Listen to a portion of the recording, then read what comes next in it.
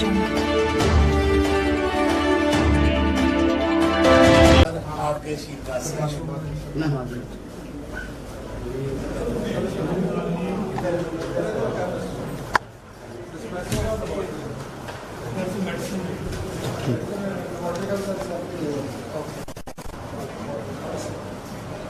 लोगों के स्पेस बहुत है। स्पेस बहुत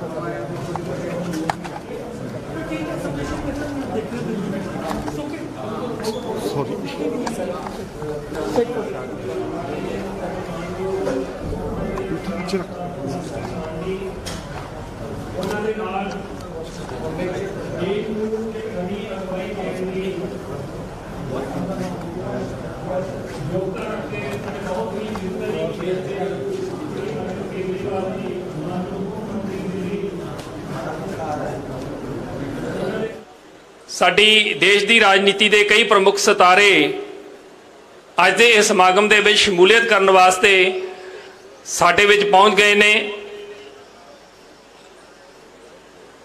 सिर्फ 1-2 मिनट के विच ही वो साडे समागम दे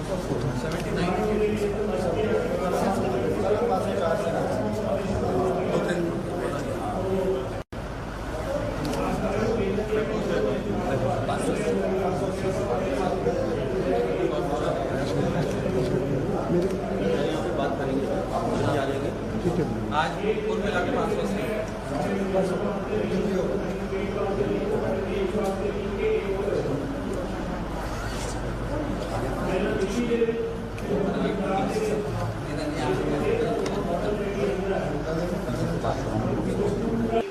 ਉਹਦੀ शुरुआत अज लुधियाने ਨੂੰ चुनिया।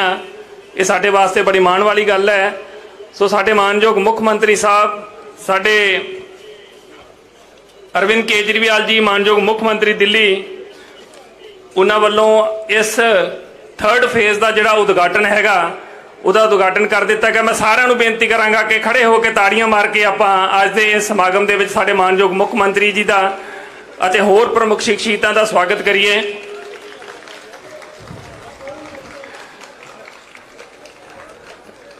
मैं सारिਆਂ ਨੂੰ बेनती करांगा कि आपो अपनी सीट ते आपां बैठण दी किरपालता करिए।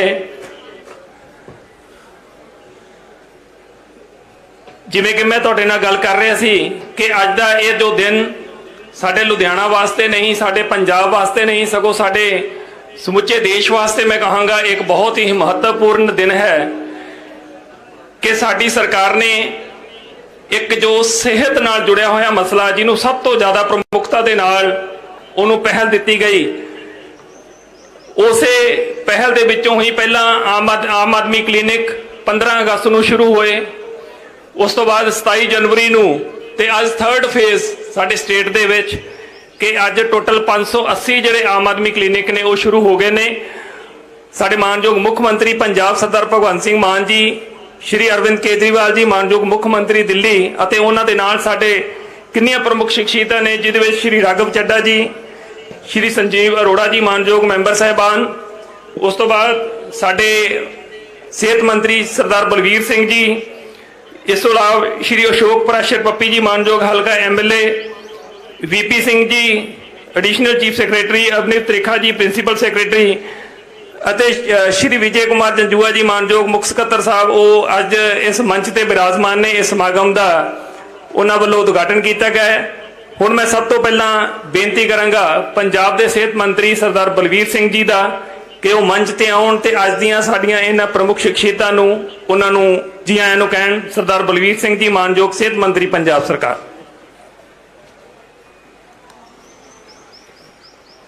बहुत ही सत्कारयोग साडे रहनुमा जिन्हां ने सानू ये ज्ञान दिता और सानू ये मौका दिता कि असी लोगों की सेवा कर सकीए। श्री अरविंद केजरीवाल जी दिल्ली के मुख मंत्री, पंजाब के लोगों की दिलों की धड़कन भगवंत मान जी थोड़े हरमन प्यारे मुख मंत्री जिहड़े दिन रात एक कर रहे हैं थोड़े वास्ते। राघव चड्डा जी यंग डायनामिक लीडर जिन्हों ने पंजाब के सारे मुद्दे राज्य सभा दे विच साडी आवाज़ हिंदुस्तान की सब तो वड्डी पंचायत में पहुँचाते हैं। संजीव अरोड़ा जी जो कि पैशनेट है अबाउट स्पैशली मैडिकल सर्विसेज बारे, और साढ़े जिन्ने भी अफसर साहबान है, विजय जंजुआ जी, वेणु प्रसाद जी, वीपी सिंह जी और अभिनव त्रिखा जी, और जिला प्रशासन और सारे पतवंते मैंबरस ऑफ द मीडिया, मैं ਤੁਹਾਡਾ ਸਾਰਿਆਂ ਦਾ ਧੰਨਵਾਦ ਕਰਦਾ ਕਿ ਸਾਡੇ ਵਾਸਤੇ, ਪੰਜਾਬ ਵਾਸਤੇ ਇੱਕ ਹੋਰ ਲੈਂਡਮਾਰਕ ਡੇ, ਇੱਕ ਮਾਈਲਸਟੋਨ ਡੇ। ਅਰਵਿੰਦ ਕੇਜਰੀਵਾਲ ਜੀ ਜਦੋਂ ਅੰਮ੍ਰਿਤਸਰ ਆਏ ਸੀ ਗੁਰੂ ਨਗਰੀ ਵਿੱਚ, ਜਦੋਂ 400 ਕਲੀਨਿਕ ਉਹਨਾਂ ਨੇ ਡੈਡੀਕੇਟ ਕੀਤੇ ਸੀ, ਸਰ ਤੁਸੀਂ ਕਿਹਾ ਸੀ ਕਿ ਮੈਂ ਇੱਕ ਗਰੰਟੀ ਹੋਰ ਦੇ ਰਿਹਾ ਕਿ ਜਿੰਨੀਆਂ ਮੈਂ ਪੰਜਾਬ ਵਾਸਤੇ ਗਰੰਟੀਆਂ ਦਿੱਤੀਆਂ ਸੀਗੀਆਂ ਇੱਕ ਇੱਕ ਪੂਰੀ ਕਰਾਂਗਾ, ਤੇ ਅੱਜ ਉਹ ਇੱਕ ਹੋਰ ਉਹਦੀ ਇੱਕ ਕੜੀ ਪੂਰੀ ਕਰਨ ਆਏ ਆ। ਸਰ ਬਹੁਤ ਬਹੁਤ ਧੰਨਵਾਦ ਤੁਹਾਡਾ। ਸਰ ਇਹ ਬਹੁਤ ਹੀ ਇੱਕ ਅੱਛਾ ਪ੍ਰਭਾਵ ਲੋਕਾਂ ਦੇ ਵਿੱਚ ਜਾ ਰਿਹਾ ਜੀ। ਆਮ ਆਦਮੀ ਕਲੀਨਿਕ ਦੀ ਸਰ ਡਿਮਾਂਡ ਇੰਨੀ ਹੈ ਕਿ ਅਸੀਂ 580 ਖੋਲ੍ਹੇ ਆ, ਤੇ 500 ਲੋਕਾਂ ਦੀਆਂ ਐਪਲੀਕੇਸ਼ਨ ਮੇਰੇ ਕੋਲ ਪੈਂਡਿੰਗ ਹੈ, ਔਰ ਬਹੁਤ ਸਾਰੇ NRI ਕਹਿ ਰਹੇ ਆ ਕਿ ਅਸੀਂ ਬਿਲਡਿੰਗ ਵੀ ਬਣਾ ਦਿੰਦੇ ਆ, ਸਾਡੇ ਪਿੰਡ ਵੀ ਮੁਹੱਲਾ ਕਲੀਨਿਕ ਸ਼ੁਰੂ ਕਰੋ। ਸਰ ਪਿੱਛੇ ਜੇ ਤੁਸੀਂ ਜਦੋਂ ਪਟਿਆਲੇ ਆਏ ਸੀ 1 ਮਹੀਨਾ ਪਹਿਲਾਂ, ਤੁਸੀਂ CM ਦੀ ਯੋਗਸ਼ਾਲਾ ਜੋ ਮਾਨ ਸਾਹਿਬ ਦਾ ਇੱਕ ਬਹੁਤ ਹੀ ਇੱਕ ਨਵੇਕਲਾ, ਇੱਕ ਨਵਾਂ ਜਿਹੜਾ ਆਪਾਂ ਲੋਕਾਂ ਦੇ ਵਿੱਚ ਜੋ ਪਹਿਲਾਂ ਨਹੀਂ ਪਤਾ ਸੀ ਉਹਨਾਂ ਨੂੰ, ਜੋ ਸਾਡੀ ਆਪਣੀ ਸਾਇੰਸ ਸੀ ਜਿਹੜੀ ਯੋਗਾ, ਉਹਨੂੰ ਭੁੱਲ ਚੁੱਕੇ ਸੀ ਲੋਕ, ਉਹਦਾ 40 ਤੋਂ ਸ਼ੁਰੂ ਕੀਤਾ ਸੀਗਾ, 106 ਹੋ ਗਏ।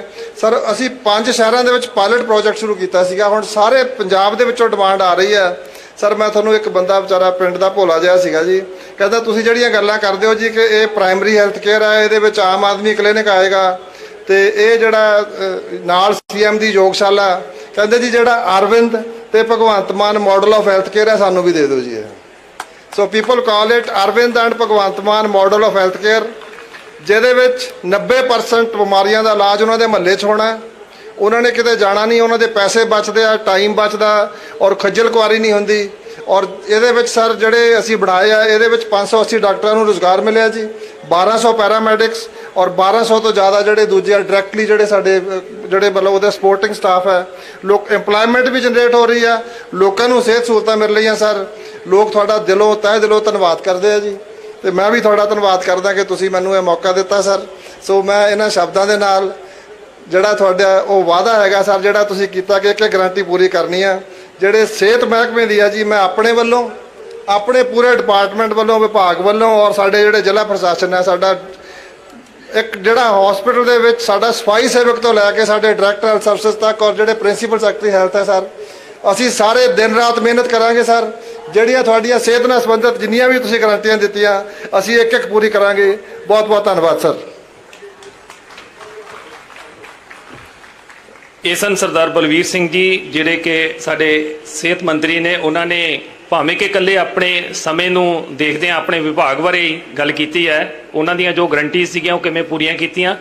ਅਗਰ ਆਪਾਂ ਗੱਲ ਕਰੀਏ ਤੇ ਹਰੇਕ ਡਿਪਾਰਟਮੈਂਟ ਦੇ ਵਿੱਚ ਬਹੁਤ ਕੁਝ ਨਵਾਂ ਸ਼ੁਰੂ ਹੋਇਆ, ਸੋ ਸਾਰੇ ਆਪਾਂ ਜਾਣੂ ਹੀ ਆ। ਸੋ ਮੈਂ ਹੁਣ ਸੱਦਾ ਦੇਵਾਂਗਾ ਸਰਦਾਰ ਭਗਵੰਤ ਸਿੰਘ ਮਾਨ ਜੀ, ਸਾਡੇ ਮਾਨਯੋਗ ਵਿਜ਼ਨਰੀ ਮੁੱਖ ਮੰਤਰੀ ਪੰਜਾਬ, ਕਿ ਉਹ ਮੰਚ ਤੇ ਆਉਣ ਤੇ ਸਾਡੇ ਨਾਲ ਮੁਖਾਤਬ ਹੋਣ। ਸਰਦਾਰ ਭਗਵੰਤ ਸਿੰਘ ਮਾਨ ਜੀ। बहुत बहुत धन्यवाद। मंच ते सुशोभित आम आदमी पार्टी के नैशनल कन्वीनर ते out of the box ideas राजनीति दे विच इंट्रोड्यूस करने वाले, भारत की राजनीति नूं दशा ते दिशा देने वाले श्री अरविंद केजरीवाल साहब, मुख्यमंत्री दिल्ली, साडे कैबिनेट के साथी डॉक्टर बलबीर सिंह, जो कि बहुत मेहनत करते हैं कि लोगों की सेहत जिहड़ी है उहदे विच सेहत प्रबंधां दे विच सुधार आवे तां सेहत दे विच सुधार आऊगा। इस तो इलावा साडे 2 राज्य सभा के मैंबर संजीव अरोड़ा जी, राघव चड्डा जी, सेंट्रल तो साडे MLA साहब पप्पी पराशर जी, चीफ सैकटरी साहब, प्रिंसीपल सैकटरी, लुधियाना जिले का सारा प्रशासन ते पुलिस प्रशासन, पत्रकार साहबान, वख-वख चैनलों के वख-वख मंचों के, ये कोई शक्ति प्रदर्शन नहीं हैगा, यह गारंटी प्रदर्शन है जो असी जदों अरविंद केजरीवाल जी के नाल पंजाब दे विच पूरे पंजाब के महल्ले च, पिंडां च, गलियां जा रहे सी, तो असी गारंटी दे रहे सी कि इलाज मुफ्त करांगे और इलाज क्वालिटी का इलाज होगा। असी गारंटी दी सी। तो विरोधी पार्टियां वाले कहते सी पैसे कित्थों आउणगे, ये एवें कहते हैं। असीं उन्होंने दस्सिया नहीं पैसे कित्थों आउणगे, क्योंकि सानू पता सी पैसे इन्हां चों ही आउणगे। सो जो भ्रिष्टाचारी नूं फड़दे आ बहुत सारे पैसे खजाने च आउंदे आ, ते उही तुहानूं असीं महल्ला क्लीनकर राहीं स्कूलां राहीं वापस दिंदे आ। बिजली दे बिल जीरो हो गए, ये मनते नहीं सी, कहते नहीं हो सकते। असीं कहा कोई गल नहीं, तुसीं साडे ते छड्डो, क्योंकि अरविंद केजरीवाल जी ने दिल्ली दे विचों कीते होए सी, तो इन्हां कोले तजर्बा सी, इन्होंने सानू दसता हो तजर्बा। असी बिजली इत्थे 87% घरां नूं बिजली का बिल जीरो आउंदा है, ते बिजली बोर्ड नूं भी 1 रुपया भी करजे च नहीं रहण दिता। सारा पैसा जिन्ना भी सबसिडी का 1 साल का पैसा बनता है 26 सालों च पहली बार होया कि असी वापस किया। आउण वाले दिनों दे विच भी ना असी इंडस्ट्री नूं कट लावांगे। पहलां इंडस्ट्री नूं कह दित्ता जांदा सी हफ्ते चो 2 दिन कट लाओ, मंगलवार ते वीरवार बंद करो अपनियां फैक्ट्रियां, ते ना ही घरां च आउंदी सी बिजली पूरी, ते ना ही खेतां च आउंदी सी। हुण ना घरेलू सैक्टर च कट लग रहा है, ना खेतां च कट लग रहा है, ते ना ही असी किसी फैक्ट्री वाले नूं कह रहे हैं, क्योंकि असी बिजली बोर्ड दे विच बहुत सारे सुधार किए ने।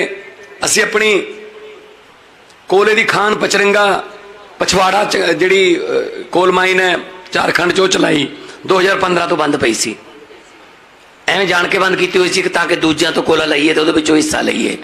असी वो चला ली।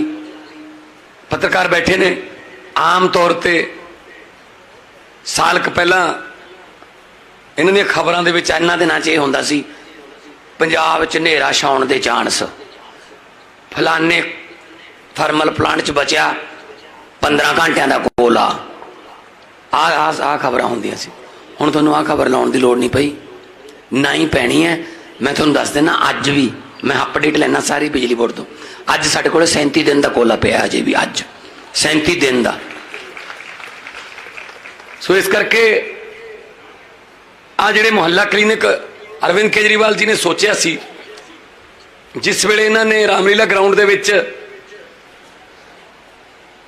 भ्रिष्टाचार विरोधी एक लहर उठाई और लहर बाद काफिला बनी, तो दिल्ली के लोगों ने यकीन किया, तो इन्होंने सब तो पहला इलाज वाले पासे ते एजुकेशन वाले पासे ध्यान दिता। हस्पतालों का बुरा हाल सी, दिल्ली के हस्पतालों का, स्कूलों का होर भी बुरा हाल सी। अफसर इत्थों तक कहते सी कि छड्डो परे 90% स्कूल खराब ने, हुण बंद ही कर दो। ये कहते नहीं, आपां ठीक करांगे। अज दिल्ली के सरकारी स्कूलों की पढ़ाई प्राइवेट तो उपर है, 99.7% रिजल्ट आउंदे दिल्ली के सरकारी स्कूलों के। हुण दिल्ली दे विच जिहड़ियां सिफारिशां ने वो प्राइवेट स्कूल एडमिशन वास्ते नहीं, वो सरकारी स्कूल की एडमिशन वास्ते लाउणियां पैंदियां, क्योंकि पढ़ाई इन्नी वधिया हो गई, मापिਆਂ ਦਾ यकीन बन गया, ਲੱਖਾਂ बच्चे प्राइवेट चो हटा के सरकारी चलाते। जो नीयत साफ हो सब कुछ हो जाता है। इस तरह इन्होंने इलाज किया, मुहल्ला क्लीनिक खोलते, दिक्कत बहुत आईयां, पर इन्होंने दृढ़ इरादे नहीं छड्डे। मुहल्ला क्लीनिक खुल गए, दवाइयां फ्री मिलने लग गई, पैरासीटामोल तो लैके दिल्ली के सरकारी अस्पतालों च बड़े तो बड़ा ऑपरेशन भी फ्री है। फिर पूछा उन्होंने बीजेपी वाले ने पैसे कितों आउणगे, पैसे कितों आए? जेड़े 300 साढ़े 300 करोड़ के अंदाजन लाए हुए सी भी इन्नी लागत आऊगी आ ओवरब्रिज बनाने ते, नवे यंग मुंडे इंजीनियर बुलाए केजरीवाल साहब ने कि नवे नक्शे बनाओ। ਉਹੀ ਜਿਹੜਾ 350 ਕਰੋੜ ਚ ਪੁਲ ਬਣਦਾ ਸੀ ਉਹ 200 ਕਰੋੜ ਚ ਬਣਾਤਾ। 150 ਕਰੋੜ ਦੀਆਂ ਦਵਾਈਆਂ ਸਾਰੀ ਦਿੱਲੀ ਨੂੰ ਮੁਫਤ ਕਰਤੀਆਂ। ਨੀਅਤ ਸਾਫ਼ ਹੋਣੀ ਚਾਹੀਦੀ ਹੈ। ਔਰ ਅਸੀਂ ਇਸ ਗੱਲੋਂ ਹੋਰ ਵੀ ਲੱਕੀਆਂ ਕਿ ਸਾਡਾ ਜਿਹੜਾ ਪ੍ਰਧਾਨ ਹੈ ਸਾਡੀ ਪਾਰਟੀ ਦਾ ਤਾਂ ਨੈਸ਼ਨਲ ਪਾਰਟੀ ਬਣ ਗਈ ਹੁਣ, ਤਾਂ ਸਾਡਾ ਨੈਸ਼ਨਲ ਪ੍ਰਧਾਨ ਜਿਹੜਾ ਹੈ ਉਹ ਇਨਕਮ ਟੈਕਸ ਦਾ ਕਮਿਸ਼ਨਰ, ਇਨਕਮ ਟੈਕਸ ਦੇ ਕਮਿਸ਼ਨਰ ਨੂੰ ਤਾਂ ਸਾਰਾ ਪਤਾ ਹੁੰਦਾ ਹੈ ਪੈਸਾ ਲਿਆਉਣਾ ਕਿੱਧਰ ਦੀ ਹੈ, ਲਾਉਣਾ ਕਿੱਥੇ ਹੈ, ਲੋਕਾਂ ਦਾ ਭਲਾ ਕਿਵੇਂ ਕਰਦਾ। ਉਹਨਾਂ ਨੂੰ ਕਹਿੰਦੇ ਕੇਜਰੀਵਾਲ, ਹੁਣ ਮੈਨੂੰ ਵੀ ਇਹੀ ਕਹਿਣ ਲੱਗੇ ਸਰ, ਉਹੀ ਗਾਣਾ ਮੈਨੂੰ ਪੈਣ ਲੱਗ ਗਿਆ ਕਿ ਕੇਜਰੀਵਾਲ ਤੇ ਭਗਵੰਤ ਮਾਨ ਲੋਕਾਂ ਨੂੰ ਮੁਫਤ ਦੀ ਆਦਤ ਪਾਈ ਜਾਂਦੇ ਆ, ਬਿਜਲੀ ਮੁਫਤ, ਇਲਾਜ ਮੁਫਤ, ਪੜ੍ਹਾਈ ਮੁਫਤ, ਇਹ ਲੋਕਾਂ ਦੀਆਂ ਆਦਤਾਂ ਵਿਗਾੜੀ ਜਾਂਦੇ ਆ ਕਹਿੰਦੇ ਕੇਜਰੀਵਾਲ ਤੇ ਭਗਵੰਤ ਮਾਨ। ਅਸੀਂ ਇਹ ਕਹਿੰਦੇ ਹਾਂ ਵੀ ਲੀਡਰਾਂ ਨੂੰ ਨਹੀਂ ਬਿਜਲੀ ਫ੍ਰੀ। ਜੇ ਲੀਡਰਾਂ ਦੀ ਬਿਜਲੀ ਫ੍ਰੀ ਹੋ ਸਕਦੀ ਹੈ ਫਿਰ ਲੋਕਾਂ ਦੀ ਕਿਉਂ ਨਹੀਂ ਹੋ ਸਕਦੀ? ਲੀਡਰਾਂ ਦੇ ਨਹੀਂ ਇਲਾਜ ਫ੍ਰੀ, ਸਾਰੇ ਇਲਾਜ ਦਾ ਖਰਚਾ ਖਜ਼ਾਨੇ ਨੂੰ ਪੈਂਦਾ ਹੈ, ਤੇ ਜੇ ਲੀਡਰਾਂ ਦਾ ਇਲਾਜ ਫ੍ਰੀ ਹੋ ਸਕਦਾ ਹੈ ਲੋਕਾਂ ਦਾ ਇਲਾਜ ਕਿਉਂ ਨਹੀਂ ਫ੍ਰੀ ਹੋ ਸਕਦਾ?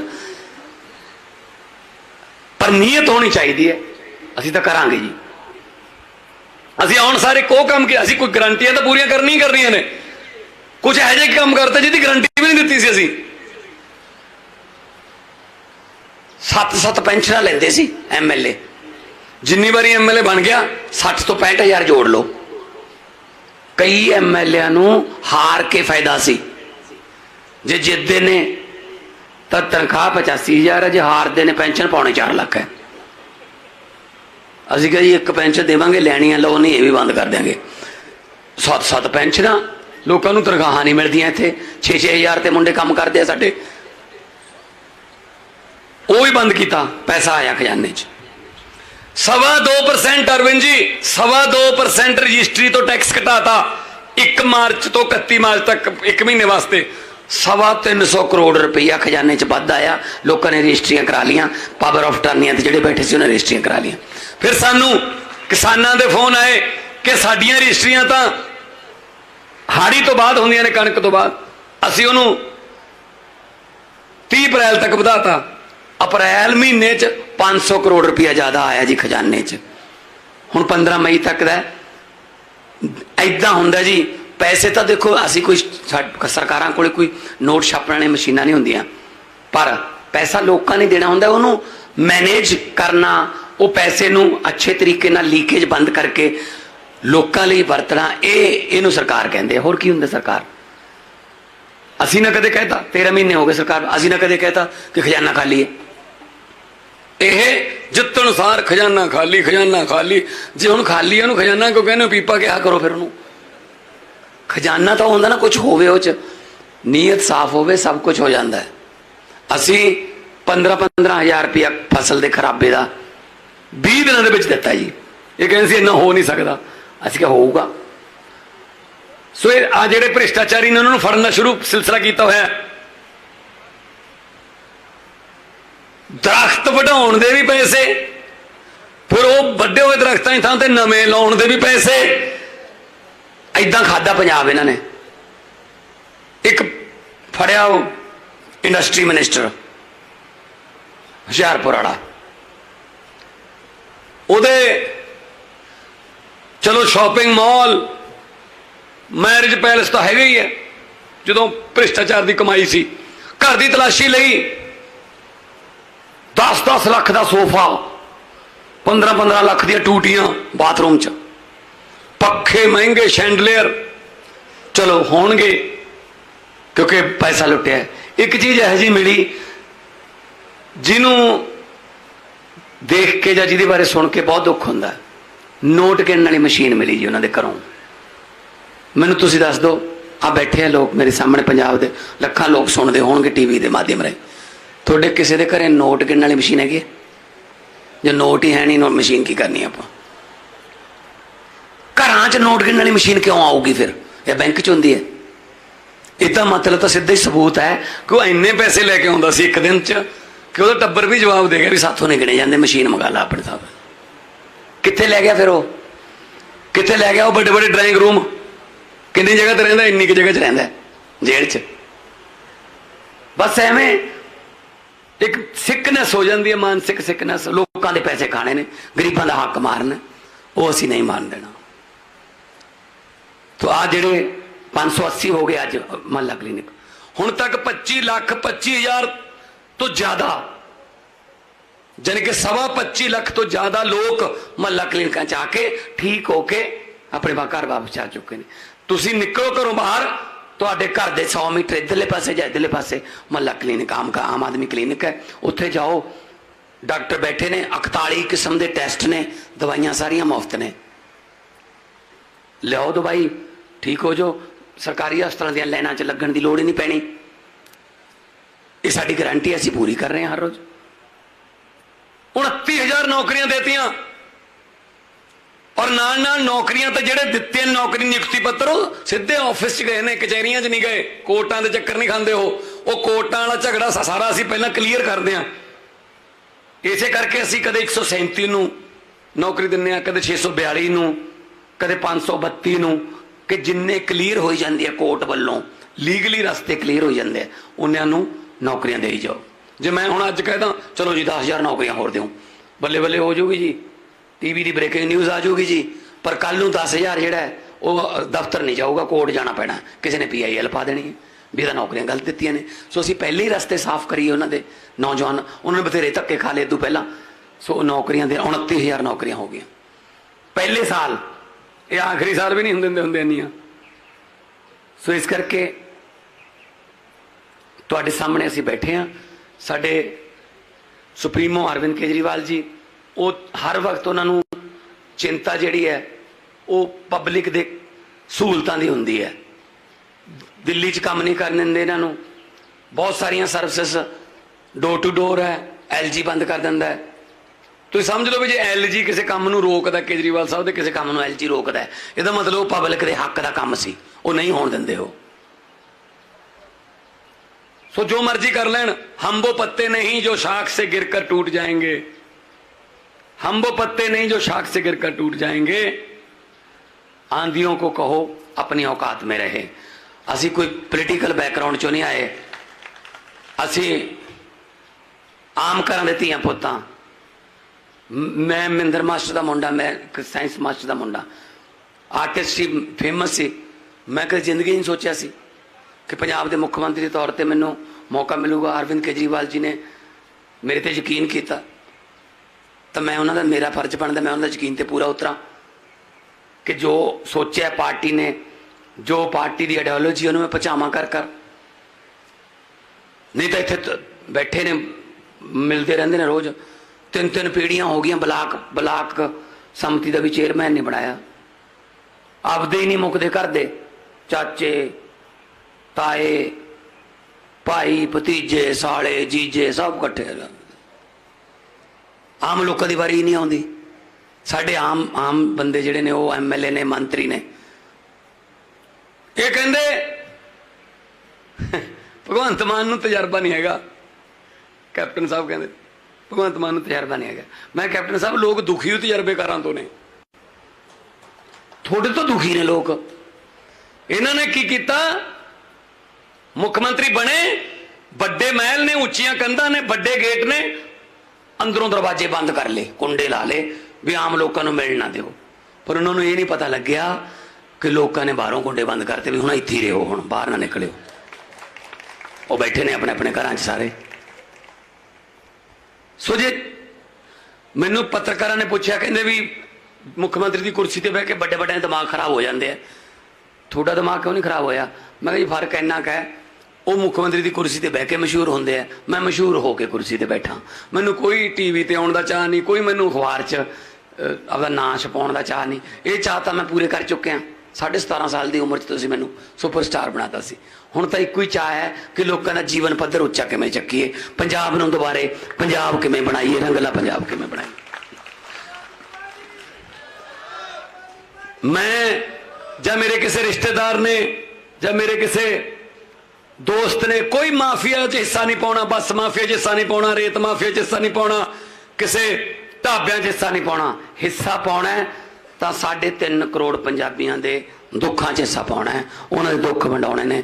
जिथे रोज़गार नहीं रोज़गार देना है, जिथे सड़कां नहीं उत्थे सड़कां देनी है, जिथे स्कूल है नहीं उत्थे स्कूल देने। केजरीवाल साहब एक बहुत खुशी की गल दसदे हां, 3-4 दिन पहला साडा 8वीं क्लास का रिजल्ट आया सरकार पंजाब स्कूल एजुकेशन बोर्ड का। बहुत सारे प्राइवेट स्कूल भी ने उहदे अंडर, सरकारी भी ने। 2 बच्चियां फस्ट आई हैं पंजाब चों, senior secondary school girls Budhlada Mansa जिले च। 2 बच्चियां गरीब बच्चे, एक साइकिल ते जांदी है, एक तुर के जांदी है स्कूल।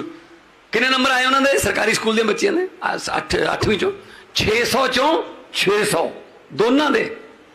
ਜਿਹੜੀ ਤੀਜੇ नंबर ते समरप्रीत ਉਹ लुधियाने च बसियां रायकोट कोले, ਉਹਦੇ 598, 3 जाने दे 597।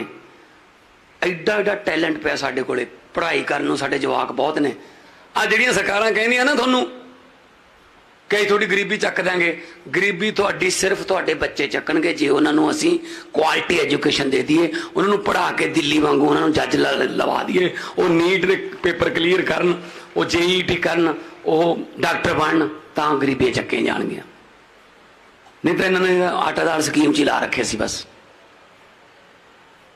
ਕੋਈ ਨਵੀਂ ਗੱਲ ਕਰੀਏ ਅਸੀਂ ਤਾਂ ਸੋਚ ਕੇ ਕਰਦੇ ਹਾਂ। 7:30 ਵਜੇ ਤੋਂ ਲੈ ਕੇ 2 ਵਜੇ ਤੱਕ ਦਫ਼ਤਰਾਂ ਦਾ ਟਾਈਮ ਕਰਤਾ। ਨਾਲ ਤਾਂ ਲੋਕ ਖੁਸ਼ ਨੇ, ਠੰਡੇ ਠੰਡੇ ਕੰਮ ਹੋ ਜਾਂਦਾ ਉਹਨਾਂ ਦਾ, ਉਸ ਤੋਂ ਬਾਅਦ ਉਹ ਆਪਣੇ ਕੰਮ ਤੇ ਜਾ ਸਕਦੇ ਨੇ, ਰੈਗੂਲਰ ਕੰਮ ਤੇ ਨਾਲੇ ਮੁਲਾਜ਼ਮ 2 ਵਜੇ ਵਿਹਲੇ ਹੋ ਰਹੇ ਨੇ, ਤੇ ਨਾਲੇ 350 ਮੈਗਾਵਾਟ ਇੱਕ ਦਿਨ ਦੀ ਬਿਜਲੀ ਦੀ ਖਪਤ ਘਟ ਰਹੀ ਹੈ।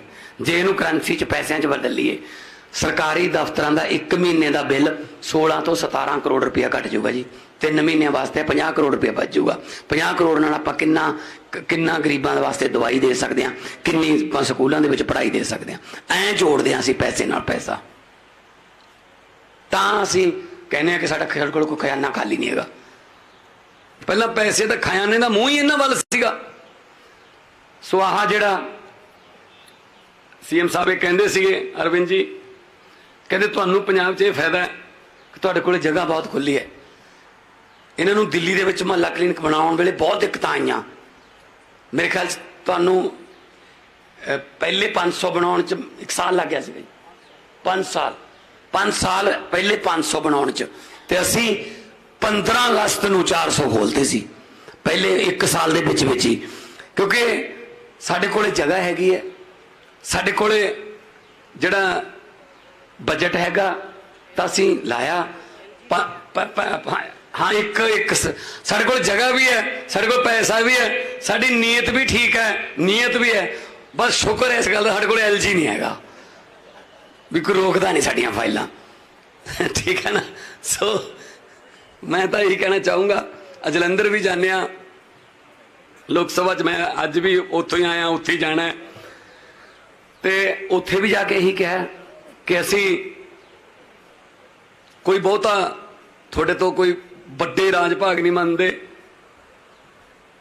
ਅਗਲੇ ਸਾਲ ਇਹੋ ਜਿਹੇ ਵੇਲੇ ਕੋਡ ਲੱਗਿਆ ਹੋਊਗਾ ਪ੍ਰਧਾਨ ਮੰਤਰੀ ਦੀਆਂ ਵੋਟਾਂ ਦਾ, ਅਪ੍ਰੈਲ 'ਚ ਲੱਗ ਜਾਊਗਾ, ਜਾਣੀ ਕਿ 11 ਮਹੀਨੇ ਵਾਸਤੇ MP ਬਣੂਗਾ ਜਲੰਧਰ ਤੋਂ।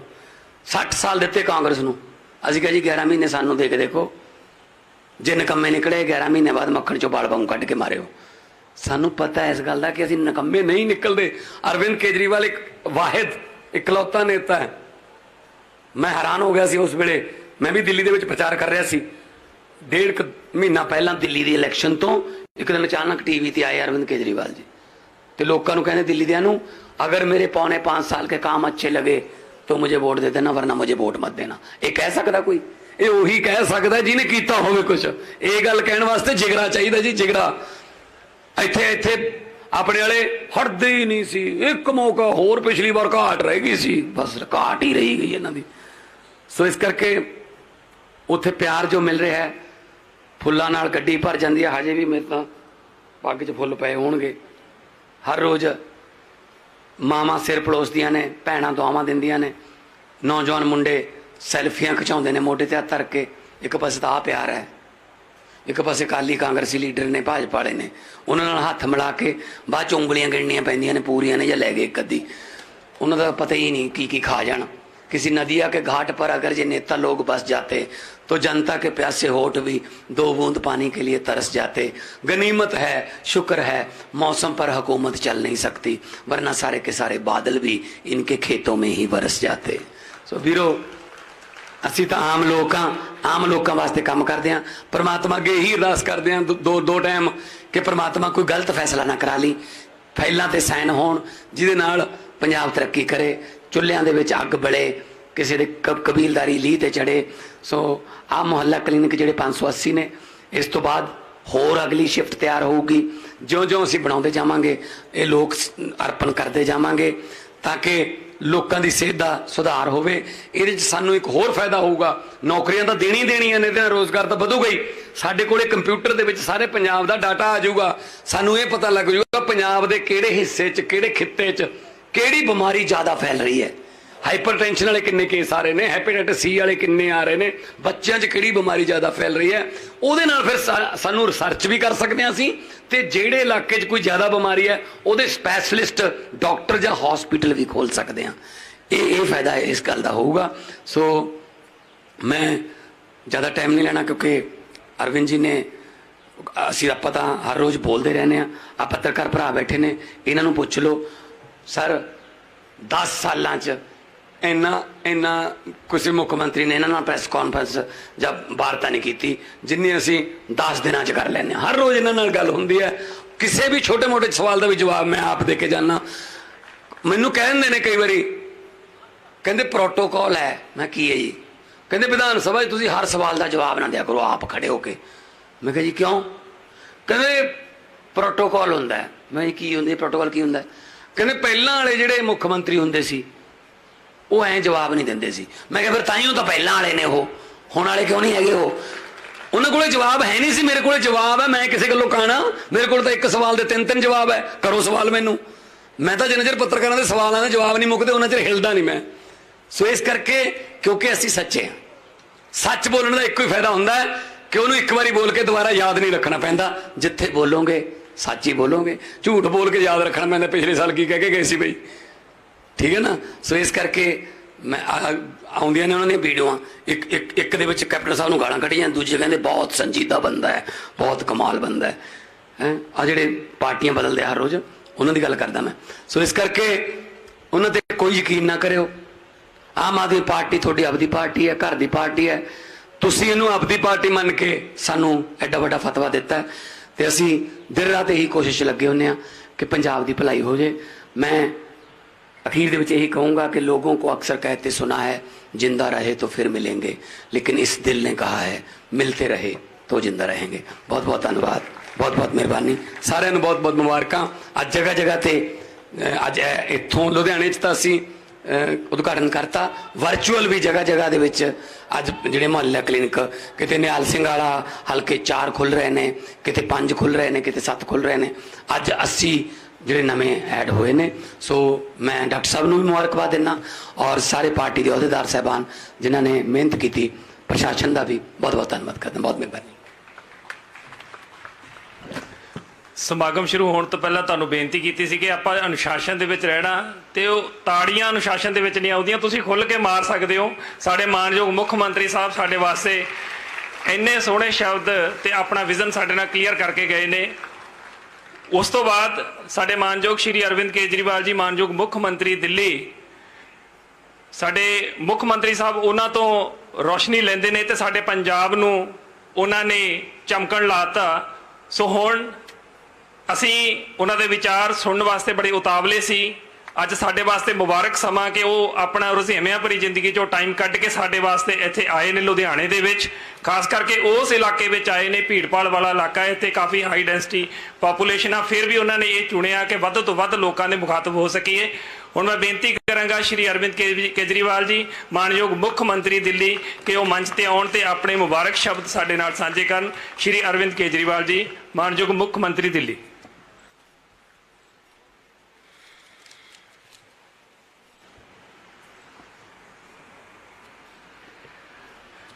मंच पे मौजूद पंजाब के बेहद लोकप्रिय मुख्यमंत्री सरदार भगवंत मान साहब, पंजाब के health minister doctor Balbir Singh ji, Rajya Sabha सांसद राघव चड्ढा और संजीव अरोड़ा जी, पंजाब के चीफ सेक्रेटरी साहब, यहाँ पे मौजूद सभी अधिकारीगण, सभी पत्रकार बंधु, सभी भाइयों बहनों, माताओं, बुजुर्गों, बच्चों, आप सब लोगों को मेरा नमस्कार, सत श्री अकाल। आज यहाँ आके बेहद खुशी है कि आज पूरे पंजाब में 80 मोहल्ला क्लिनिक, नए मोहल्ला क्लिनिक और चालू होने जा रहे हैं। पंजाब में अभी तक 500 मोहल्ला क्लिनिक काम कर रहे थे और ये 500 मोहल्ला क्लिनिक में जिन लोगों ने इलाज कराया, जिन जिन इलाकों में ये काम कर रहे थे, वहाँ से लोगों से जब बात करने का मौका मिलता था तो बेहद लोकप्रिय हैं ये मोहल्ला क्लिनिक। लोगों को बहुत सहूलियत मिल रही है। इन मोहल्ला क्लिनिक में आप अपने घर से बाहर निकलो, थोड़ी दूर के बाद मोहल्ला क्लिनिक है, वहाँ जाके अपना डॉक्टर को इलाज कराओ। डॉक्टर मुफ्त है, इलाज मुफ्त है, दवाइयाँ मुफ्त है, टेस्ट मुफ्त है, सारा इलाज मुफ्त है। इस तरह का और एयर कंडीशनड मोहल्ला क्लिनिक के अंदर बिल्कुल साफ सफाई सुथरा, ऐसा दिखता नहीं कि कोई सरकारी महकमा है। इस तरह का इलाज कभी पंजाब की जनता ने देखा नहीं था। आज से 1.25 साल 1.5 साल पहले जब पंजाब के कोने कोने में मैं और सरदार भगवंत मान सिंह वोट मांगने जाते थे, हम ये सारे वादे किया करते थे। हम ये कहते थे कि हमारी सरकार बनेगी, आपका पूरा इलाज मुफ्त कर देंगे, हम आपकी शिक्षा अच्छी कर देंगे, स्कूल अच्छे बनाएंगे, ये करेंगे, बिजली मुफ्त करेंगे। लोगों ने सुना तो था कि दिल्ली में इन लोगों ने करा है। दिल्ली में और पंजाब में रिश्तेदारियां दोस्तियां बहुत हैं। पंजाब के लोगों के रिश्तेदार उधर रहते हैं, दिल्ली के लोगों के रिश्तेदार इधर रहते हैं। आपस में सुना था लोगों ने कि दिल्ली में ये लोग करके आए हैं, लेकिन लोगों के मन में फिर भी होता था पता नहीं कर पाएंगे नहीं कर पाएंगे। पर लोगों ने सोचा एक मौका दे के देखते हैं इनको भी। जब दूसरी पार्टी वालों को इतने मौके दिए तो एक मौका इनको भी दे के देखते हैं। उस टाइम हम बार बार कहते थे कि हमारी पार्टी ईमानदार पार्टी है, हम ईमानदार सरकार बनाएंगे, एक एक वादा पूरा करेंगे। दोस्तों, मुझे भी यकीन नहीं था जब हमारी सरकार बनी 1 साल पहले, मुझे भी पूरा यकीन नहीं था कि इतनी तेजी के साथ काम होने लगेंगे। आज जिस तेजी के साथ पंजाब के अंदर काम हो रहे हैं, अभी 1 ही साल हुआ है। 1 साल कोई बहुत ज्यादा नहीं होता। इन लोगों ने 75 साल से इन सारी पार्टियों ने मिलकर पंजाब को लूटा था। जो ये एक उंगली लगाओ इसके नीचे 1000 घोटाले मिलेंगे आपको पंजाब के अंदर। इतने घोटाले कर रखे हैं, इतने माफिया, कोई सेक्टर उठा के देख लो, माफिया ही माफिया, माफिया ही माफिया। उस सारी चीजों को ठीक करने में टाइम तो लगता है। उसके बावजूद जैसा भी भगवंत मान साहब ने बताया, दिल्ली में हमें 500 मोहल्ला क्लिनिक बनाने में 5 साल लग गए। पंजाब में 580 मोहल्ला क्लिनिक 1 साल के अंदर बन गए। पिछले 3-4 महीने में मेरा कई बार आना जाना हुआ। मान साहब ने मुझे कई बार बुलाया और हर बार कोई नई चीज का उद्घाटन करने के लिए आता हूं मैं। कभी 400 मोहल्ला क्लिनिक का उद्घाटन करने के लिए बुलाया, एक बार 100 मोहल्ला क्लिनिक का उद्घाटन करने के लिए बुलाया, आज 80 मोहल्ला क्लिनिक, एक बार योगा क्लासेस का उद्घाटन करने के लिए बुलाया। मुझे बहुत अच्छा लग रहा है कि इतनी तेजी के साथ आज पंजाब की तरक्की हो रही है। 75 साल तक पंजाब के लोगों ने केवल लूट लूट लूट और लूट और चोरी और डकैती देखी थी। पहली बार आज पंजाब विकास की बुलंदियों को छू रहा है। और जब आप अच्छा काम करते हो तो उसकी खुशबू चारों तरफ फैलती है। दिल्ली में जब हमने अच्छा काम चालू किया करना तो उसकी खुशबू चारों तरफ फैलने लगी और उसकी खुशबू पंजाब तक पहुंची और पंजाब में दिल्ली के कामों की खुशबू फैल गई और पंजाब के लोगों ने हमारी सरकार बना दी। अब पंजाब के अंदर अच्छे काम होने लगे हैं और पंजाब के अच्छे कामों की खुशबू चारों तरफ फैल रही है। पहले हमने दिल्ली में बिजली मुफ्त की। लोग कहते दिल्ली में तो हो सकती है, पंजाब में नहीं हो सकती। अब पंजाब में भी कर दी। अब लोगों को लगता है हाँ यार हो तो सकती है, बिजली तो हर जगह मुफ्त हो सकती है। बिजली मुफ्त की हमने कहा था, वादा किया था, 1 साल के अंदर हमने बिजली मुफ्त कर दी। नौकरियां, अभी मान साहब ने आपको बताया 29,000 तो सरकारी नौकरी दे दी, पर ये तो केवल सरकारी नौकरी है। जैसे ये मोहल्ला क्लिनिक 580 बन गए, इनमें 580 डॉक्टर, उससे दुगने तुगने लगभग 1,500 पैरामेडिक्स और एक एक मोहल्ला क्लिनिक में लगभग 6-6, 7-7 लोगों को नौकरी मिलती है। तो आप सोच सकते हो कितने। एक चीज जो सबसे बड़ी, जो लोगों को पता नहीं कितनी पता है, पिछले 1 साल के अंदर आपके मुख्यमंत्री सरदार भगवंत मान ने पूरे देश में घूम घूम के 40,000 करोड़ रुपए की इन्वेस्टमेंट लेके आए हैं पिछले 1 साल के अंदर। और ये कोई फर्जी पहले जैसे देखा करते थे, बड़े बड़े हर राज्य करता है इन्वेस्ट, जैसे इन्वेस्ट पंजाब होता है, यहां पे इन्वेस्ट गुजरात, इन्वेस्ट फलाना गुजरात इन्वेस्टमेंट, महाराष्ट्र, हर एक राज्य के अंदर नौटंकी होती है।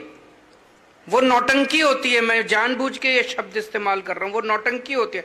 उसमें एमओयू साइन होते हैं, पैसा नहीं आता, नौकरी नहीं मिलती, रोजगार नहीं मिलता, इंडस्ट्री नहीं आती, एमओयू होते हैं केवल। पिछले 1 साल में भगवंत मान हैदराबाद गए, चेन्नई गए, बंबई गए, दिल्ली गए, पूना गए, और एक एक इंडस्ट्री वाले के साथ कमरे में बैठ के बात की, नौटंकी नहीं की। आज 40,000 करोड़ रुपए के एमओयू नहीं है, फैक्ट्रियां बननी चालू हो गई हैं। टाटा स्टील का सेकंड लार्जेस्ट प्लांट पूरे देश का, सेकंड लार्जेस्ट प्लांट जमशेदपुर के बाद पंजाब के अंदर बनने जा रहा है। 40,000 करोड़ की इंडस्ट्री लगनी चालू हो गई है, जमीनें खरीदी जा चुकी हैं, नारियल फोड़े जा चुके हैं, फाउंडेशन बननी चालू हो गई है, और ये इंडस्ट्रियां अगले कुछ महीने में, साल 1.5 साल में बन के चालू हो जाएगी। इन इंडस्ट्रीज के अंदर 2.5 लाख लोगों को रोजगार मिलने वाला है, 2.5 लाख। ये छोटी बात नहीं है, ये बहुत बड़ी बात है। और पूरे देश के लोग, पूरे देश की इंडस्ट्री आज पंजाब के अंदर अपना विश्वास जता रही है, ये बहुत बड़ी बात है। और एक और बड़ी बात है, जब भगवंत मान जाते थे, पूना जाते थे, हैदराबाद, मेरे से बातचीत होती रहती थी, मैं देखता था सोशल मीडिया पे। अक्सर मुख्यमंत्रियों की एक ईगो होती है, अहंकार होता है, मैं तो मुख्यमंत्री हूं, मैं तो सीएम हूं, पंजाब का सीएम हूं, मेरे से मिलने तो टाटा स्टील का चेयरमैन आना चाहिए। होता है कि नहीं होता है? वो अपने पीए से पूछता है, मुख्यमंत्री कौन मिलने आ रहा है? तो पीए वहां से करता है, यार चेयरमैन से कम तो क्या आना चाहिए हमारे मुख्य, ये सीईओ से मिल लेते हैं, ये मैनेजिंग डायरेक्टर से, किसी से मिल लेते हैं। कोई ऐसा शख्स आ जाए जो पंजाब में पैसा लगाने को तैयार हो, कोई ऐसा शख्स आ जाए जो पंजाब के बच्चों को नौकरी देने को तैयार हो। भगवंत मान का कोई अहंकार नहीं है, ये सबसे मिल लेते हैं। ये बड़ी बात है। 1 साल के अंदर 40,000 करोड़ रुपए लाना कोई हंसी खेल नहीं है। 40,000 करोड़ रुपए के तो इनके पुराने मुख्यमंत्रियों के फर्जी एमओयू हुआ करते थे। ये आज इंडस्ट्री लगनी चालू हो गई, ये बहुत बड़ी। पहले हम देखते थे टंकी पे चढ़े रहते थे बच्चे, टीचर, कोई टीचर टंकी पे चढ़े हुए हैं, ये कच्चे कर्मचारी टंकी पे चढ़े हुए हैं, वो कच्चे ये सिलसिला बंद हो गया जब से आम आदमी पार्टी की सरकार बनी। आज 27,000 से ज्यादा लोग, बच्चे पक्के हो चुके हैं। और जैसा उन्होंने कहा, फर्जी पक्के नहीं कर रहे। अभी तक जितनी सरकारें आई, चुनाव के पहले 2 महीने बाद चुनाव है, 2 महीने पहले कैबिनेट में प्रस्ताव पारित करके कह देंगे सारे पक्के हो गए। ऐसे पक्के नहीं होते। फिर कोई कोर्ट में चला जाता है और कोर्ट में केस पे केस चलते रहते हैं। उनकी नीयत खराब थी, उन्होंने पक्के करने नहीं थे। हमने सरकार बनते ही पक्के करने चालू कर दिए। एजी को बिठा के, वकीलों को बिठा के, अफसरों को बिठा के, सबको बिठा के पूछा भाई कैसे पक्के करें ताकि कोर्ट में केस नहीं होना चाहिए, पक्का काम होना चाहिए, हमारे बच्चे कोर्ट के चक्कर नहीं काटने चाहिए। 27,000 लोग ऑलरेडी पक्के हो गए, जितने बच्चे वो भी सारे पक्के हो जाएंगे। कोई कोर्ट में केस नहीं गया, सारे बच्चे पक्के हो गए, कोई अभी तक किसी को चैलेंज नहीं किया गया। नीयत साफ है हमारी। हमने 5 साल का इंतजार नहीं करा, हमने ये नहीं देखा कि 5 साल बाद चुनाव आएंगे तब करेंगे। अभी से काम शुरू करना चालू कर दिया हम लोगों ने। अब स्कूल बनने, आज मैंने देखा हमारे शिक्षा मंत्री डॉक्टर हरजोत बैंस, उन्होंने आज एक ट्वीट किया हुआ था, जो पहला सरकारी स्कूल ऑफ एमिनेंस बनने जा रहा है। क्या शानदार बिल्डिंग उसकी दिखाई थी उन्होंने। अभी बन रहा है, बनेगा, बन के देखना। मुझे लगता है पंजाब के लोगों के लिए टूरिस्ट प्लेस होगी वो सरकारी स्कूल। और थोड़े दिनों के बाद, थोड़े सालों के बाद देखना, पंजाब का हर सरकारी स्कूल आपके शान की बात होगी, पंजाब के लोगों की शान की बात होगी। सरकारी स्कूल में पढ़ाना पंजाब के लोगों की शान होगी। जैसे दिल्ली के अंदर लोग अपने बच्चों को प्राइवेट स्कूल से निकाल के अब सरकारी स्कूलों में भर्ती करा रहे हैं, ऐसे ही पंजाब के अंदर सिलसिला होगा। अभी अभी मैं बैठा था, डॉक्टर बलबीर मेरे को बता रहे थे कि सर हमने मोहल्ला क्लिनिक बनाने तो शुरू कर दिए, अब सारे सरकारी अस्पताल जितने हैं, सिविल हॉस्पिटल जितने हैं, डिस्ट्रिक्ट के अंदर जितने, उनको अब ठीक करने का काम शुरू हो रहा है। सारे सिविल हॉस्पिटल ठीक करेंगे, 1-2 साल लगेंगे, 2-3 साल लगेंगे, टाइम लगेगा, टाइम देना थोड़ा सा, लेकिन ऐसा माहौल बना देंगे कि पंजाब में चाहे अमीर हो चाहे गरीब हो, चाहे किसी जात का हो, किसी धर्म का हो, छोटा हो बड़ा हो, आदमी हो औरत हो, हर एक का इलाज, पूरा इलाज मुफ्त होगा आपका। एक डिस्प्रिन से लेके और चाहे 20 लाख 30 लाख रुपए तक का भी आपका ऑपरेशन होगा, वो मुफ्त होगा। उसके ऊपर सरकार पूरा काम कर रही है, मान साहब की सरकार। किसानों को मुआवजा दिया 15,000 रुपए प्रति एकड़। एक तो इतना मुआवजा आज तक कभी मिला नहीं था, और दूसरा फसल आज बर्बाद होती थी, मुआवजे का ऐलान हो जाता था, 2-2 3-3 साल तक लोग चक्कर काटते रहते थे। इस बार 10 दिन के अंदर 20 दिन के अंदर अकाउंट के अंदर पैसा पहुंच गया। ये कोई छोटी बात नहीं है, बहुत नीयत दिखाता है कि नीयत है हम लोगों की। पहले किसान मंडी में फसल बेच के आता था, उसको कई दिनों तक पेमेंट नहीं मिलती थी। अब ऐसा पूरा सिस्टम बना दिया कि किसान मंडी में फसल बेच के आता है, शाम तक उसके अकाउंट के अंदर पैसे, 24 घंटे के अंदर उसके अकाउंट के अंदर पैसे जमा हो जाते हैं। शहीदों को 1-1 करोड़ रुपए का, अभी जम्मू कश्मीर में बॉर्डर पे कुछ पंजाब के रहने वाले सैनिक शहीद हुए, एक घर जाके भगवंत मान साहब 1-1 करोड़ रुपए की शहीद राशि देके आए, सम्मान राशि देके आए। कभी होता था? कितनी बार पंजाब जो है वो वीरों की धरती है। पंजाब ने हमारे देश की, उसमें सिख रेजिमेंट है, कितने ऐसे सैनिक हैं जिन्होंने देश की रक्षा के लिए अपनी शहादत दी है, लेकिन आज तक कभी नहीं हुआ कि शहीदों को, पंजाब के रहने वाले शहीदों को इतना सम्मान मिला हो। 1 करोड़ रुपए की शहीद सम्मान राशि पहली बार पंजाब के अंदर मिलने लगी है। और जितने किस्म के माफिया थे, बस माफिया, रेता माफिया, एक करके सारे माफिया खत्म होते जा रहे हैं, भ्रष्टाचार का सफाया होता जा रहा है। ये जो दूसरी पार्टी वाले कहते थे पैसा कहां से आएगा, अरे पैसा तो बहुत था, ईमानदारी की कमी थी, नीयत की कमी थी। अच्छी नीयत की सरकार आ गई, अच्छी ईमानदारी की सरकार आ गई, पैसा ही पैसा आ गया। ये सारे काम हो रहे हैं और उसके बावजूद सरकार का खजाना भरता जा रहा है, और खजाना आ रहा है, और खजाना भी। कल मैंने आपके वित्त मंत्री का स्टेटमेंट पढ़ा था कि अप्रैल के महीने में 25% बढ़ोतरी हो गई है रेवेन्यू की। कैसे हो गई है? चोरी बंद हो गई है, बस और क्या, चोरी बंद हो गई है, 25% रेवेन्यू बढ़ गया, कर्जा कम होने लग गया पंजाब का, केवल और केवल इसलिए क्योंकि अब पंजाब के अंदर ईमानदार सरकार है। इसी वजह से हमारे सारे विरोधी घबरा रहे हैं। जब से हमारी पंजाब में सरकार बनी है, दिल्ली के बाद पंजाब में सरकार बनी है, जितने हमारे विरोधी हैं उन सबको लग रहा है यार इनको कंट्रोल करो, इनका काम रोको, किसी भी तरह से इनका काम रोको। अगर इनका काम फैल गया चारों तरफ, पहले दिल्ली का काम फैला, फिर पंजाब का काम फैल रहा है, अगर इनका काम चारों तरफ फैल गया तो फिर तो एक के बाद एक राज्य में। अब गुजरात के नतीजे आए, गुजरात के कुछ महीनों के अंदर गुजरात में 14% वोट शेयर आम आदमी पार्टी का आ गया, 14% वोट शेयर। ये सारे, एक छोटी सी पार्टी 10 साल के अंदर देश की राष्ट्रीय पार्टी बन गई, तीसरे नंबर की पार्टी। पहले नंबर की बीजेपी, दूसरी कांग्रेस, तीसरी आम आदमी पार्टी। तीसरी आम आदमी पार्टी है जिसकी 2 राज्यों में सरकार है, और किसी की पार्टी फर्स्ट नंबर पे बीजेपी, सेकंड नंबर पे कांग्रेस, तीसरे नंबर पे आम आदमी। तो ये घबरा गए सारे के सारे। इन्होंने सारों ने मिलकर षड्यंत्र रचा कि किसी भी तरह से आम आदमी पार्टी को रोको, इनका काम रोको। ये जो मोहल्ला क्लिनिक बना है, ये कॉन्सेप्ट, ये मॉडल किसने दिया? ये मॉडल किसने बनाया मोहल्ला क्लिनिक का? एक छोटी सी बिल्डिंग, 2 कमरे, 1 डॉक्टर, एक फार्मासिस्ट, एक टेस्ट सैंपल लेने वाला, एक रिसेप्शनिस्ट, बस 4 या 5 लोगों में, और पूरे इलाके के अंदर इतना शानदार इलाज किसने बनाया? हमारे हेल्थ मिनिस्टर सतिंदर जैन ने। सतिंदर जैन ने इसका सबसे पहली बार इजाद किया था।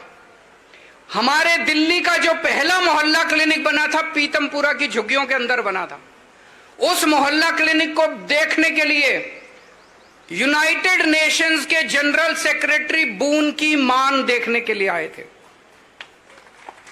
पूरी दुनिया के यूनाइटेड नेशन, संयुक्त राष्ट्र के जो जनरल सेक्रेटरी हैं, बान की मून साहब देखने के लिए आए थे, और उन्होंने वहां स्टेटमेंट दिया था, मैं भी था उनके साथ प्रेस कॉन्फ्रेंस में, कि मैंने इस किस्म का प्राइमरी हेल्थ केयर, इतनी अच्छी क्वालिटी का प्राइमरी हेल्थ केयर मॉडल कहीं नहीं देखा दुनिया में। कहते हैं मैं संयुक्त राष्ट्र के जरिए इसका जगह जगह प्रचार करूंगा पूरी दुनिया के अंदर। क्या शानदार मॉडल दिया। दिल्ली के अंदर सतिंदर जैन साहब ने मॉडल दिया कि बिजली फ्री हो सकती है और 24 घंटे मिल सकती है। यह पूरा फाइनेंशियल मॉडल उन्होंने बना के दिया, जिसका फायदा आज दिल्ली और पंजाब के लोग उठा रहे हैं। और इन लोगों ने उठा के सतिंदर जैन को जेल में डाल दिया। सतिंदर जैन को जेल में इसलिए नहीं डाला कि सतिंदर जैन ने भ्रष्टाचार किया है। 3 बार सतिंदर जैन के घर पे रेड हुई, धेला नहीं मिला, 25 पैसे नहीं मिले उसके घर पे। सतिंदर जैन को इसलिए नहीं डाला गया जेल में कि उसने, मनीष सिसोदिया को जेल में इसलिए नहीं डाला कि उसने भ्रष्टाचार किया है। उन्होंने इसलिए जेल में डाला कि अगर ये बाहर रह गए तो और काम करेंगे और इनकी तरक्की होगी, इनके काम को रोको। हमने हेल्थ के सेक्टर में, एजुकेशन के सेक्टर में इतना शानदार काम किया है। यह कोई इत्तेफाक नहीं है कि हमारे हेल्थ मिनिस्टर और एजुकेशन मिनिस्टर को ही जेल में डाला गया। मनीष सिसोदिया की यहां रेड की, कहते हैं 100 करोड़ रुपए खा गया मनीष सिसोदिया। 100 करोड़, 1000 करोड़ रुपए खा गया। अरे कोई 100 करोड़ रुपए खाएगा, उसके घर में करोड़, 2 करोड़, लाख, 2 लाख तो मिलेंगे। सीबीआई की रेड हो गई, ईडी की रेड हो गई, धेला नहीं मिला उसके घर में। कहां गया वो सारा पैसा? अरे खाया हो तो मिलेगा। उनका बैंक लॉकर खोला, वो बच्चे का छोटा सा झुंझुना था बचपन का, उन्होंने अपनी याद के लिए रखा हुआ, झुंझुना मिला उसके लॉकर पे।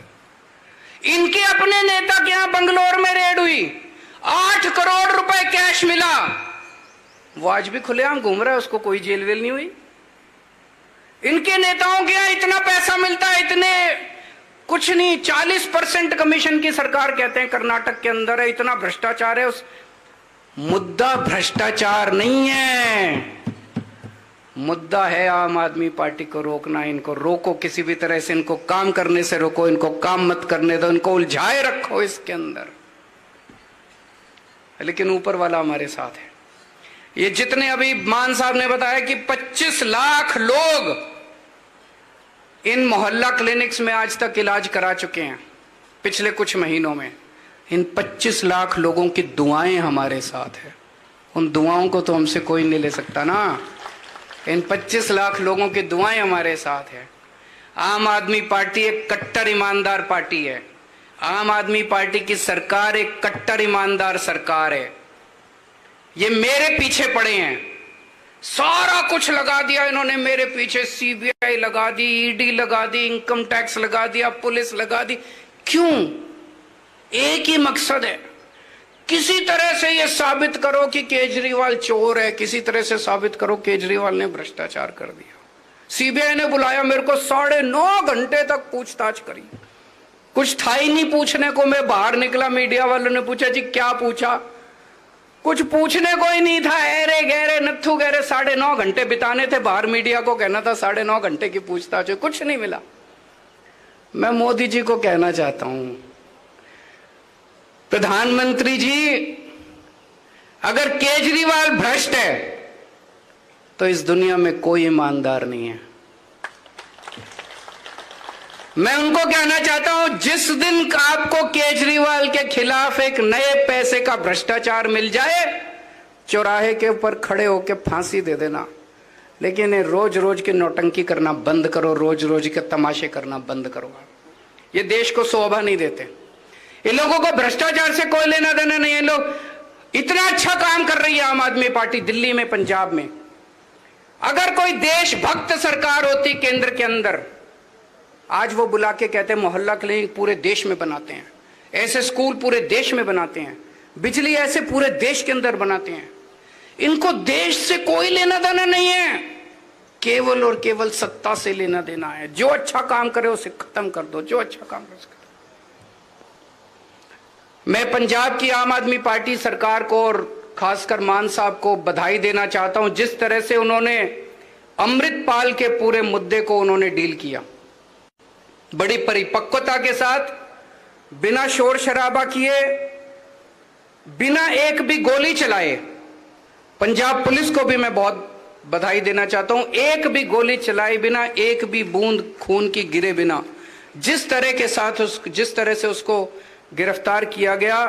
और आज 1 साल के बाद, 1.25 साल के बाद पूरे पंजाब के अंदर लॉ एंड ऑर्डर सिचुएशन इतनी अच्छी हो गई है जितनी कभी पंजाब के लोगों ने अपने इतिहास में नहीं देखी थी।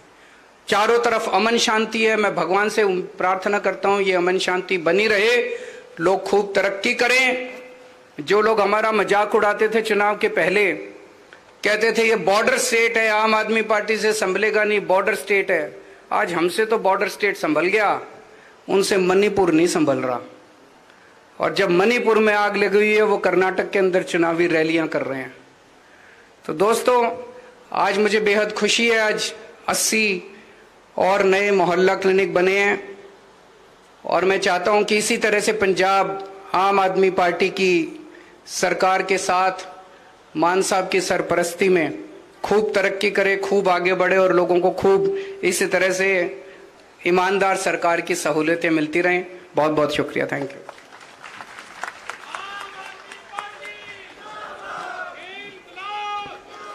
बहुत बहुत धन्यवाद जी, बहुत बहुत धन्यवाद श्री अरविंद केजरीवाल जी का, मानयोग मुख्य मंत्री दिल्ली दे दा, जिन्हों ने अपना विजन जो उन्होंने देश वास्ते अपने मन दे विच सजोया होया है।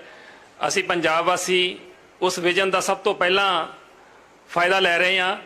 सो हुण मैं बेनती करांगा साडे पंजाब सरकार के मुख सकत्तर श्री विजय कुमार जंजूआ जी नूं कि वो मंच ते आउण ते वोट ऑफ थैंक्स, धन्यवादी शब्द साडे नाल साझे करन। श्री विजय कुमार जंजूआ जी, मानयोग मुख सकत्तर पंजाब सरकार। सत श्री अकाल, good afternoon. Honourable chief minister of Delhi Shri Arvind Kejriwal ji, honourable chief minister Punjab Sardar Bhagwant Singh Mann ji, Raghav Chadha ji, member parliament Rajya Sabha, honourable health minister doctor Balbir Singh ji, Shri Sanjeev Arora ji, MP Rajya Sabha, Shri Ashok Parashar ji, MLA, Venu Prasad ji, additional chief secretary to CM Punjab, Vivek Pratap Singh ji, Abhinav Trikha, and officers of health department and district administration. Sir, it's a matter of great privilege and honor for me to welcome and thank Honorable Chief Minister of Delhi Shri Arvind Kejriwal ji, Honorable Chief Minister Sardar Bhagwant Singh Maan ji, Shri Raghav Chadda ji, Member Parliament, to the inauguration of Aam Aadmi clinics today. Sir, since the formation of government, there has been a great focus on taking health services to the next level, and we have already inaugurated about 504 Aam Aadmi clinics in the past 1 year. These clinics provide cure for ordinary diseases like fever, cold, diabetes, and also for non-communicable diseases like hypertension, diabetes, etc. In these clinics, 80 type of drugs are available, and there are also facilities for 41 kind of diagnostic tests. It's a matter of great satisfaction for us that during the last 1 year, there has been a footfall of about 25 lakh patients. That means 25 lakh people have taken advantage of these Aam Aadmi clinics. They have been provided free medicines and checkups. So today further we are dedicating 79 Aam Aadmi clinics to the state of Punjab, to the people of Punjab. Out of these, 50 are located in rural areas and 29 in urban areas. Each facility will have a medical officer, clinical assistant, one pharmacist and one class 4 for help. Sir. All these clinics are computer based. Sir. There are 3 tablets, one with the doctor, one with the pharmacist and one with the clinical assistant. All communication between the 3 takes place through these tablets. These 3 tablets are provided in each and every clinic, sir. There was a great shortage of specialist doctors, and you will be glad to know, sir, in the last 1 year we have recruited about 271 specialist doctors, sir. In the next phase, sir, will be going in for another 225 more Aam Aadmi clinics, and the final figure will be about, sir, 900 Aam Aadmi clinics for the whole state of Punjab, sir. Apart from Aam Aadmi clinics, we are also modernizing the district hospitals, sub-divisional hospitals, and community health centers also. And for this, about 1,500 crores of rupees will be required. And over the next 1 to 3 years, these hospitals will also be refurbished, sir. Sir, what used to happen in the last year of the government, it's happening in the first year of this government, sir. About 29,000 people have been given jobs, about 27,000 have been regularized in their services, and old pension scheme has also been introduced, sir. So people are having faith in this government that their chance will also for job will come. So people are not agitating to that extent to which they used to agitate earlier, sir. So there is a great hope in the people of Punjab towards this government, sir. Sir, in the end, I again want to thank Honorable Chief Minister Delhi, Shri Arvind Kejriwal ji, Honorable Chief Minister Punjab, Sardar Bhagwant Singh Mann ji, Shri Raghav Chadda ji, Honorable Member Parliament, Rajya Sabha, Honorable Minister Dr. Balbir Singh ji, Sanjeev Arora ji, MP, MLA Sahab, members of the press from electronic and print media, ladies and gentlemen, for your presence to acknowledge the efforts made by the government to improve the health infrastructure in the state and joining today for dedication of 79 Aam Aadmi clinics today. Thank you. Jai Hind ji. बहुत बहुत धन्यवाद जी। मैं हुण सारिਆਂ ਨੂੰ ਬੇਨਤੀ ਕਰਾਂਗਾ ਕਿ national anthem play ਕੀਤਾ ਜਾਵੇਗਾ। ਸਾਰਿਆਂ ਨੂੰ ਬੇਨਤੀ ਹੈ ਕਿ ਆਪਾਂ ਪੂਰੇ ਸਤਿਕਾਰ ਦੇ ਨਾਲ ਨੈਸ਼ਨਲ ਐਂਥਮ ਦੇ ਵਿੱਚ ਭਾਗ ਲੈਣਾ। ਸਾਰੇ ਆਪੋ ਆਪਣੀ ਸੀਟਾਂ ਤੇ ਖੜੇ ਹੋ ਜਾਣ। ਜਦੋਂ ਤੱਕ ਨੈਸ਼ਨਲ ਐਂਥਮ ਖਤਮ ਨਹੀਂ ਹੋਏਗਾ ਬੋਲਣਾ ਨਹੀਂ ਤੇ ਆਪਣੇ ਹਿਲਜੁਲ ਨਹੀਂ ਕਰਨੀ। ਬਹੁਤ ਬਹੁਤ ਧੰਨਵਾਦ ਜੀ। National anthem. ਜਨ ਗਣ ਮਨ ਅਧਿਨਾਇਕ ਜय